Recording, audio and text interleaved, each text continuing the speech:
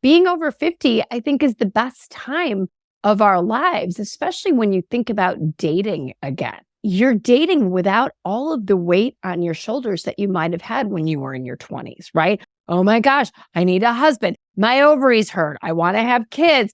All of that, those pressures are typically mitigated when we're over 50. We might have kids that haven't launched yet, but that's a whole nother story. No. But with regards to having them again, we're not really worried about that.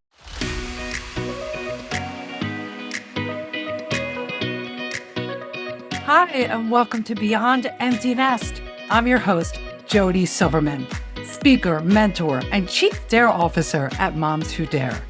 Every Thursday, I'll share stories of midlife transformation, happiness tips, and dare you to see the opportunities waiting for you so that you can make this next chapter even better than the last. If you're ready to dare, I'm ready to dare with you. Let's get into today's episode. All right, everybody, this one's for the single ladies out there. Well, maybe some tips for the coupled ladies as well, but you're in for something special today. If midlife transitions were not challenging enough, how about being single again and having to date in midlife? I mean, I know myself, I couldn't even imagine being thrown back into the dating world today, and I have friends that are ready for it, but they don't know where to begin. So I know many of you are finding yourself single for one reason or another, and you want help. Well, you are here at the best day, the right time at the right place. It's your lucky day because I have Bela Gandhi, founder of Smart Dating Academy, and affectionately called the fairy godmother of dating by none other than Steve Harvey. She is our guest today. Bela also has a widely watched TEDx Talk and has quickly become one of the nation's top date coaching firms and teaches busy, successful professionals to jumpstart their dating lives successfully. She's been featured on most national and local media outlets, including Good Morning America, Steve Harvey, TEDx Show, Kelly Clarkson, ABC, NBC, Fox. Oh my God, the list goes on and on. And now she's here with us on Beyond Empty Nest. So welcome, Bela. Thank you so much for having me. I'm blushing at that introduction. Yeah, I know. Every time somebody reads my bio, I'm like, was that me? Yes. Wow. I know. That's you. I'm so glad to be here. I love how Steve Harvey called you the fairy godmother of dating. I love that. Like I picture you standing with your magic wand. He's like, you don't look like the fairy godmother, but I'm going to call you the fairy godmother. I'm like, that's a compliment. Thank you. I don't have white hair and little glasses. No. And then if you want to say hi, you really like see us, we do have a YouTube channel and all the episodes are on my website. So if you're not into listening and you want to check us all out, we have a lot of fun smiling at each other and laughing. But Bela, I was so excited about this episode because I do know a lot of single women in midlife, single for whatever reason, whether it's divorce or widowhood or whatever it might be. And I know a lot of them have been single for a while. They want to get back into dating and they don't even know. I wouldn't even know where to begin. They're scared. They're nervous. Will it work out? And dating's different. I think dating's different today. Maybe you'll tell me it's not different and it's just a story we're telling each other. But I'm really looking forward to having the conversation about dating in your 50s with you. And yet before we do that, we need to know, what's your story? How did you end up coming up with Smart Dating Academy and being this fairy godmother of dating? Great question. So it dates back to, believe it or not, when I was in college, when I had my first instinct about two people that were going to get married, that were barely even friends with each other. And when they got engaged, years after I first told them they were going to get married, they're like, how did you know? And I said, I just had this feeling. Then I started to do it again. I did it for another friend. I did it for myself. I had bad dating patterns like so many of you. My picker needed to be fixed. And so I understood what I was doing wrong, which kind of the process I created for myself is what Smart Dating Academy is about. But I ended up marrying somebody I had been friends with for 6 years. And now we've been married. It'll be 27 years this year. So the process is tried and true and tested, first of all, by yours truly. Everybody in my personal network was like, okay, she's our dating advisor. And so I started Smart Dating Academy 15 years ago after having been in finance. I worked in M&A and then owned a manufacturing company, which I sold. And I was like, what do I want to be when I grow up? Yeah. And there was only one answer. It was helping people find love, find the lid to their pots. And so that was 2009, and I've never looked back. I just, and that our audience is going to love that, because there's so many women that not only, yes, need your help, your support, and your advice. And every way to contact and get in touch with Bela and learn more about Smart Dating Academy is below in the show notes. So don't worry, everybody. We're not going to leave you hanging.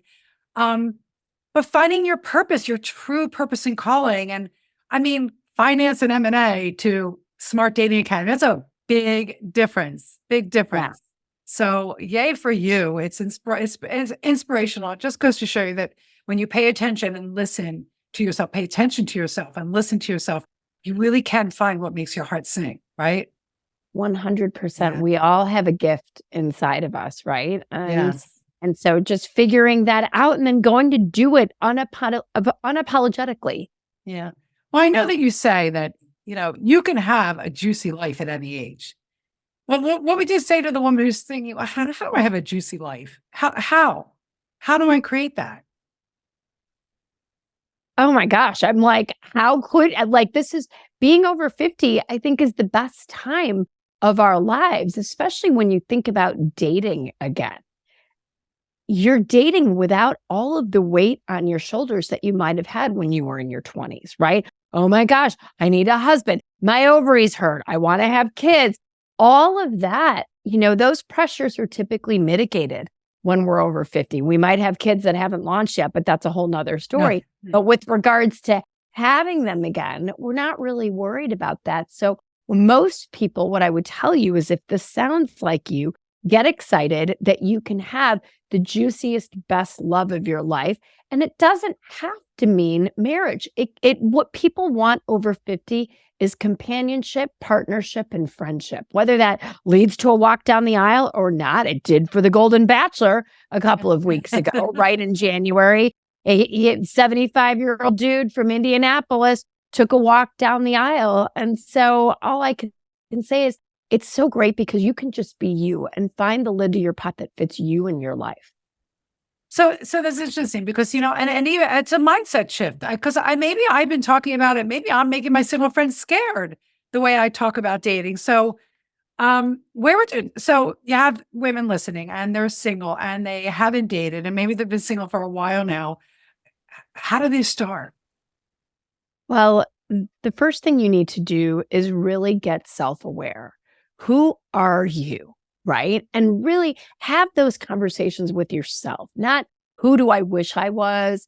Who do I think I should be? Who am I? What do I need out of a partner to be really happy?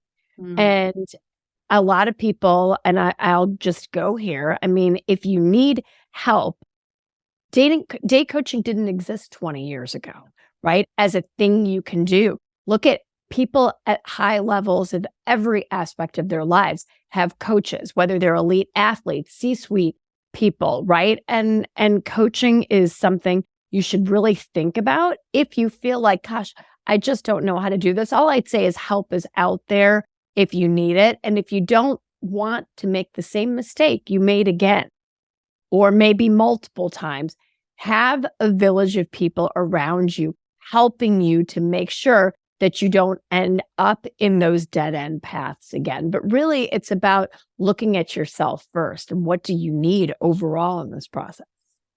I mean, self-awareness is everywhere. I mean, it's a start of everything, whatever journey you're on. It's amazing. And so it starts here too. So really getting in touch with who am I? What do I need? What makes me light up inside? All those questions, becoming self-aware. Okay. We can start at that. We can start that. I mean, that's what I teach the midlife women to do when their kids leave home. Like, who are you now? If you're not a full-time mom, who am I now? So if I'm this single woman in my 50s, like, who am I now and what do I like? I like that. It's a good starting point. Good starting point. And then I love this because somebody else, when they were introducing me to you and they were telling me about you, they said something about a picker. That you talk a lot about fixing your picker. So what do you, and you'd say how to fix your picker and find an awesome husband, or maybe just find an awesome, life partner, right? So talk into that a little bit about fixing your picker. Yeah, I mean, it's kind of my slang way of saying, how do you choose partners in your relationship? How are you picking people? So often, women of all ages, and as we get over 50, it's no different than that, will say, oh my gosh, I just attract the wrong people. And the shift there is, nah, you're accepting the wrong people. Now, why are we accepting the wrong people? A lot of this can come down to early experiences. We can't choose our families of origin. And let's face it, who didn't have some dysfunction in their family of origin? But if you really had, right, little t or big T trauma is what I call it, right, that can have a profound impact on the kinds of partners that you select. Maybe you like bad boys and you have some arrested development in how you're picking partners. Maybe you continue to choose people that cheat on you, don't treat you well, or maybe you do that to them. I don't know what it is, but really looking at yourself and saying, am I picking people that are playing out old scripts all over again? And attachment plays a role in that. Evolution, how we're wired to pick people, women, how we choose men, how we choose women. Right. And Hollywood and Harlequin can play a huge role in what we think romance should be and feel like. So there's a perfect storm of things going on that break our pickers. So fixing your picker is also, it's tied to self-awareness. It's all about looking within yourself to see where you might be repeating old wounds, habits, trauma, and bringing that into who you're choosing or how you're showing up. You even said that. I heard you say that. I mean, I'm not going to gloss over it. It's not always the other person, right? It can turn to us. It can turn to us for sure, right? Yeah. And that's what we do is we hold the mirror up like, okay, is this a you problem or is this a them problem? I like that. Oh my God. I'm telling you, we could, everything in life, I'm hearing the universe, just the self-awareness to start. If it's to be, it's up to me. Like that's the quote that always pops into my head. I love that. If it's to be, it's up to me. And it's with everything in our life. So, and it goes with dating as well. All right. So we're in our 50s, we're divorced or we're widowed.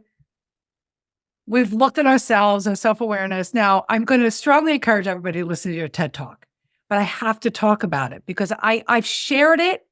I've shared what you say in that TED Talk with everybody in my family, waiting for the week to leading up to this episode. And I like what you talk about there. And I want you to address a little bit about when we sit down to really think about, okay, who am I and what's important to me in a relationship? What does the person look like that I want to go out with? I want you to share a little bit about that list, about the list of the qualities and the people, because that really resonated with me. Oh, thank you so much. And I think part of it's been the secret to our success at Smart Dating Academy and kind of harks back to how I started this with myself and with my friends. And it's really about thinking about the person in your life or the people in your life that make you really, really happy. In fact, the TED Talk that you're referring to, Jody, is called The Secret to Finding Lasting Love. And it's been responsible for us having 0 divorces as a company in the last 15 years. But part of it, spoiler alert, is really thinking about the people in your life that we call elevator people, the people that really elevate you in your life. And this is a creme de la creme list of people. And who are the people in your life that really elevate you? And kind of sit back and think about that. And why do they elevate you? And we do this structured exercise with every client that walks in the door at Smart Dating Academy. And that becomes the list that we rely on for who we need to be with in a relationship to be happy. It's life-changing to do this exercise with us. And it is provided our clients with the happiest, most peaceful, easiest, and juiciest love. And I just said a lot. Happy, peaceful, easy. What? Is that possible? It is. It is possible. Fix your picker.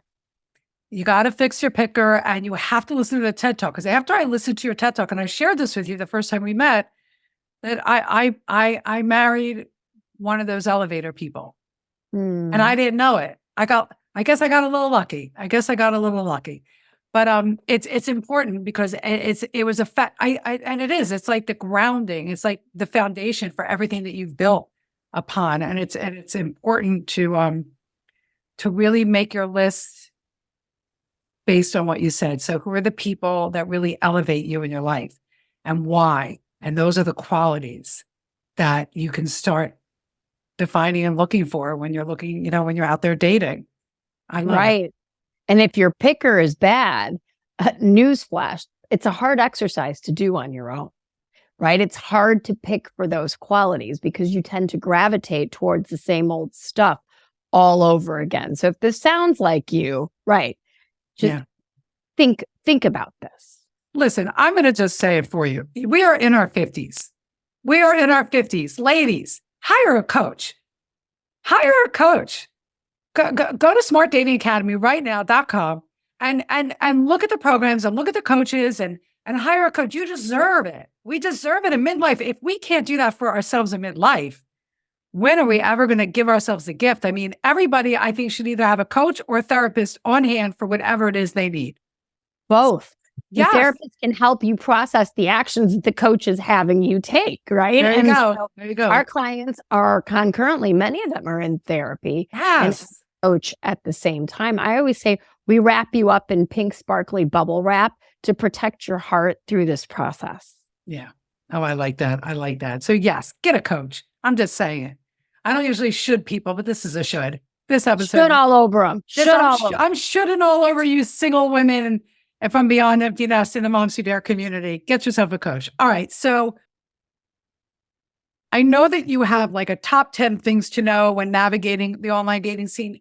I know we're covering like all these different topics, but I just want to make, and I'm going to have you back. I'm going to have to get questions from my audience after this and really have you come back and address these questions.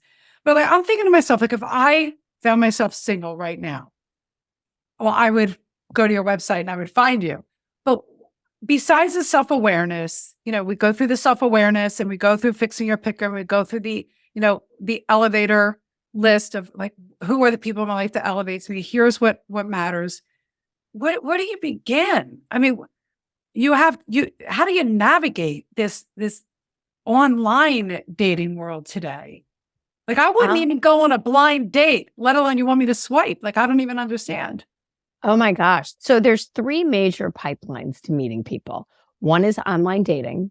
The second one is meeting people in real life out in the wild. And then the third is having your friends and family, your super connectors set you up, fix up dates, right? Blind dates, right? Somebody's set you up on a date. So those are really the 3 ways that you're going to do the most important thing that I espouse, which is develop a dating funnel. So many people, ladies, listen in, make the mistake of wanting to one and done date. Okay. We're wired to be monogamous, especially as women. We want one. So we're like, well, let me go online and let me find one. And then let me see how that one ends. No, I want you to think about this completely differently. This is like interviewing for jobs. Would you say, well, I'm only going to do one job interview to get my job? No, hell no. You'd say, I want options, right? Because options give you power. In the dating world, a dating funnel gives you power, and it also protects your heart. It protects you from settling for someone too quickly, and it protects you from just, making the same mistakes all over again. And it gives you a compare contrast with people. And how long do you have your funnel? You might be asking yourself. You have your funnel for as long as you need it. We don't get exclusive at Smart Dating Academy until 15 dates or a minimum of 3 months with one person. So we've got a process and it works. So I'm just giving you sort of high level things to think about, that you're not going to date one person and after 3 dates get exclusive. That probably works for 1% of people. I don't go by the exception. I go by the rule. We're going to have a funnel. We're going to date multiple people and we're going to see how it goes. I didn't expect that answer. That's great. No, but that's exactly what I wanted. I'm so happy. I hope those things. So the 3 plays online, real life. I like how you call real life out in the wild. Out in the wild. And your super connectors, the people that fix you up. And I love that. A dating funnel. Well, you know what? You're right. You wouldn't just go on one job interview and put all your hopes and dreams on this one interview that comes through. Absolutely. Dating funnel. And you don't get serious about 15 dates to 3 months. Oh, we're serious. Yeah. And I like all the reasons why. I like, so you don't settle. You don't settle. You don't get into something with somebody too quickly because you have red flags, right? And then if you've got 3 different people on the bench, whatever you want to call it, sometimes I say dating is like a horse race. You need multiple horses to make it a race. It just helps you, right? And horse race metaphor. We can, the horse that's, looking like it's going to take it in lap 1, if that sucker breaks its leg in the 3rd lap, we all know what happens to them. So it's very similar, right? You want to take it slow. I love it. Love, love, love that tip. All right. So you're going to become self-aware. You're going to look within. You're going to ask yourself quick questions. Well, you're going to get a coach. I'm just going to keep saying it. And you're going to fix your picker. You're going to think about who elevates you in your life. But you have to do the self-awareness stuff because the people you think are elevating you might not be very healthy. Yeah, I get that. Like you could be bringing it past. It is tricky. It's very tricky. And 100%.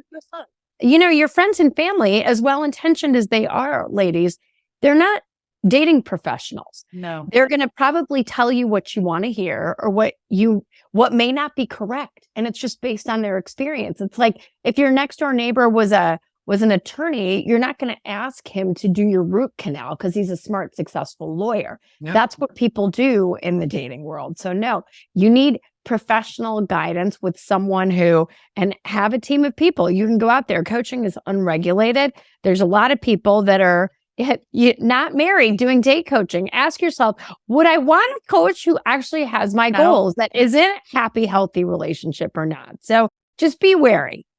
Yeah, and trust your gut. And I would say, a lot of your intuition is really good. You just made me think of something, Bella. If I may share, I have to share this with you. What you just said about your family, they might love you and they have their best interests at heart, but their advice is not always the best advice for you. I found myself I graduated college, no boyfriend. I thought, oh, I'm doomed.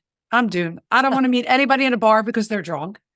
And I don't want to be fixed up because I don't trust anybody to fix it. I didn't know how it was going to happen.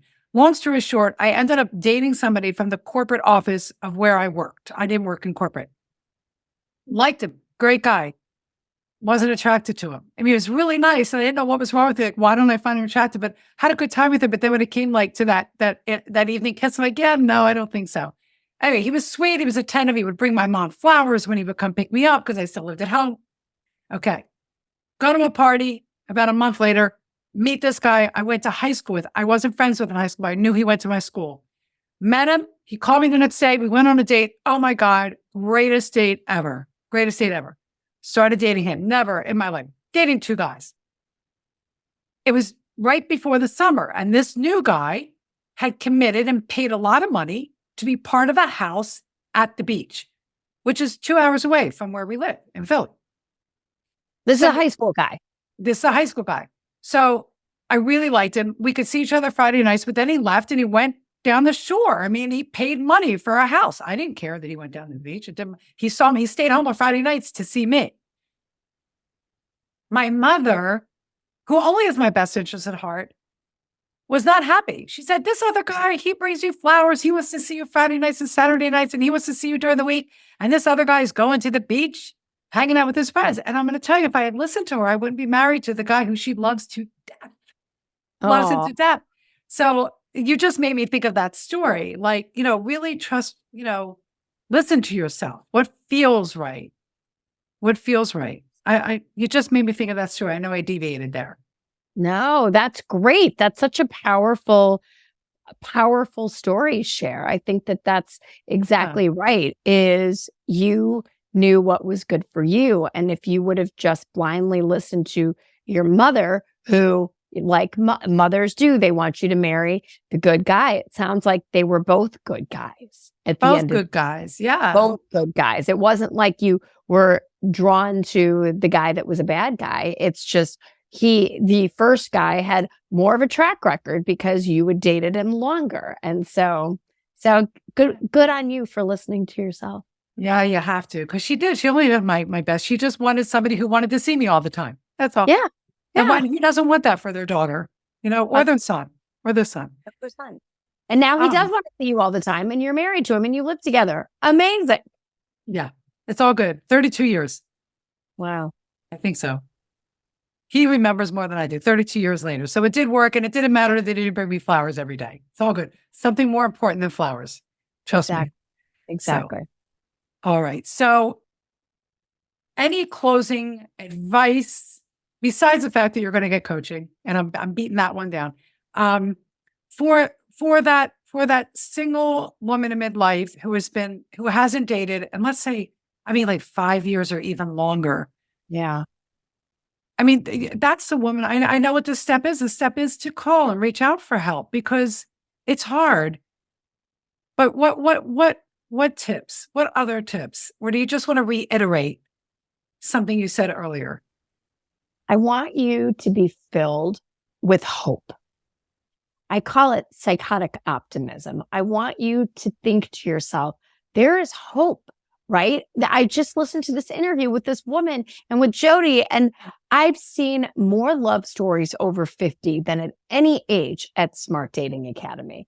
I promise you, love can happen. ABC wouldn't have put The Golden Bachelor on screen if they didn't think that this all works. I can tell you, I've had people on my podcast that have come back to tell their stories that found love at 71 and 72 years old. So if you're 50, 60, or 70 or 80, or I don't care how old you are, maybe you're 30 or 40, I want you to be filled with hope from the top of your head to the bottom soles of your feet that love exists for me. It's a when, not an if.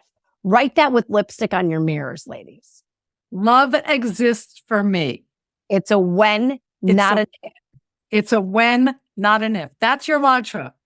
Love exists for me. It's not a when, it's an if. And you're right. Love comes in all shapes and sizes for all ages and all shapes and sizes of people. Don't give up. Like we said, we have this one life, right? Like let's fill it with love and joy and happiness. Everything that you wish for everybody, Belle, what you said a few minutes ago. So thank you. Thank you. I think I did. You make it sound beautiful again. You make dating sound beautiful again, which could be scary. And I get that it's scary, but we have to change our mindset. I'm going to change my mindset. It's not scary. It can be exciting and fun. And I'm coming from a different place now that I'm 50, and I get to fill a funnel, and I get to say eeny, meeny, miny, mo, and that's how it works. The only thing, if it scares you to do it by yourself, then like Jody's saying, get a coach, right? That's the only thing, like, oh my gosh, I don't know what I'm doing. Then hire someone. But other than that, don't fear the process. It's a means to an end. And yes, you do need to date to go out and to meet somebody. It's like thinking, wow, if I can't find a job, can I just sit in my living room and hope that the perfect job is going to fall into my lap? No, dating is very much the same way. You got to do it. And it's exciting. It's fun. And it's better than ever. I love it. We're ending it on better than ever and a dare.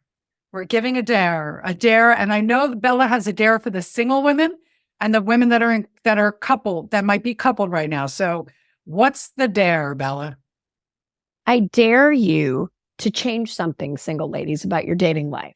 I hope that you're inspired to dip your toe into the water, to do something different to get yourself out there. Maybe just to get yourself out there, period. Maybe it's to write a profile, have somebody take photos of you, do something. And married ladies, your dare is, I want you to think of single people that are in your network. And I want you to start thinking about being a yenta, being that friend that sets them up with someone. Single people will fall over themselves to thank you with gratitude. Everybody's holy grail is meeting somebody through somebody. And in the Jewish faith, if you're responsible for 3 marriages or 3 basherets, you're guaranteed a spot in heaven. I'm on it. Right. I know more than 3 of my single friends that I would love to see partnered up again. So, okay. I'm accepting the dare as the coupled. As I call, I'm going to bring my husband into the dare. I'm not doing this alone. I love it. Absolutely. So, all right, a lot of good information. And what I think what I want to tell you, everybody, and Bella, thank you again. Thank you for being part of the podcast. I definitely want to have you back. We are going to get some really great questions for you too. But I think what I want to encourage you all is to go back and re-listen to this. This was such a positive, uplifting conversation about dating in your 50s. And I, for one, have been buying into the whole, it's scary, it's scary. Fear and excitement hold the same level of energy within your body. So let's switch it to excitement. Rewind and get that mantra that Bella said. Go check out her podcast. All the links are below. And go find your joy, happiness, and your greatest love in your 50s today. That's what this is about. So what was one thing that you heard today that was a light bulb moment that created a shift or a change inside of you? Let us know, because that's the goal of this podcast. One thing from every guest, just one thing can change the whole trajectory of your life. Send me a message, leave us a reply. If you have a message for Bella, send it to me. I'll make sure she gets it. And whatever you do, just have fun in your life. And remember to dare on. Thank you for listening to this episode of Beyond Emptiness. Head over to jodysilverman.com for full show notes, more information, and additional resources. Speaking of additional resources, I've got a great one for you in the show notes below. So if you've enjoyed today's show and are ready to embrace this midlife chapter, then you're going to want to grab our featured resource called the Self-Talk Cleanup Challenge. You may not think so, but to quote our friend Oprah, the one thing I know for sure is that negative self-talk and thoughts are what's keeping you stuck in fear and lacking confidence to take the leaps in midlife that you desire to take. When you grab this resource, you'll receive the exact exercise my first coach took me through. It's simple, yet powerful. In addition, I'll send you a few other tools and tricks to help you knock out the negativity when it shows up, thereby increasing your confidence and your overall happiness, allowing you to have fulfillment and fun in midlife. You deserve it. So go ahead and grab your copy of the Self-Talk Cleanup Challenge, and I'll see you next Thursday. Until then, dare on.